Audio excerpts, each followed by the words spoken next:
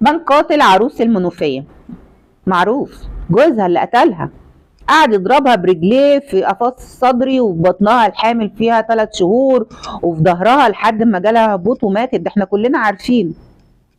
لا، مش لوحده، في شركاء في الجريمة ولازم يتحاسبوا.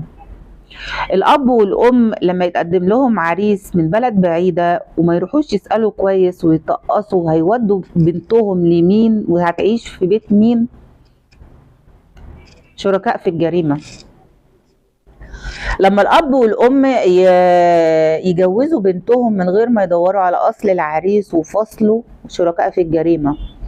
الأب والأم اللي تجيلهم بنتهم مضروبة ومهانة وبتشتكي من حماتها ومن جوزها ومن المعاملة الوحشة، ويرجعوا يقولوا لها لا عيشي، الست ملهاش إلا بيتها وجوزها، احنا ما عندناش طلاق، ما دام اتجوزتي ما تخرجي من بيتنا، ما ترجعيش إلا جثة، والكلام رجعت لهم جثة.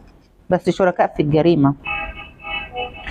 الأم اللي ما تسمعش بنتها وهي بتشتكي لها وتاخد لها حقها، شريكة في الجريمة.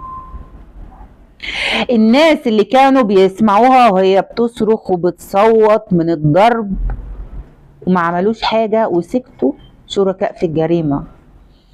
الناس اللي خدهم جوزها وراحوا يصلحوا البنت ويرجعوها جوزها بيتها تاني بعد ما كانت خلاص هتتطلق، وراحوا قالوا لابوها يا حاج الست ملهاش برضو الا بيتها او ترجع، وهم عارفين انه بلطجي وعنيف وسلوكياته مختلة، شركاء في الجريمة. كل دول شركاء في الجريمة، وكل دول لازم يتحاسبوا. عفوا أيها القانون، الجريمة كل الشريك في الجريمة سمع وسكت لازم يتحاسب، عشان بعد كده الأم والأب يعرفوا يجوزوا بنتهم لمين. لما تجيلهم بنتهم تقول لهم أنا تعبانة وبتضرب ويحصل لها حاجة، انتوا كنتوا عارفين وسكتوا. الجيران كانوا سامعين وسكتوا. الناس اللي بيروحوا يصالحوا كانوا عارفين وبيسكتوا. عفوا أيها القانون.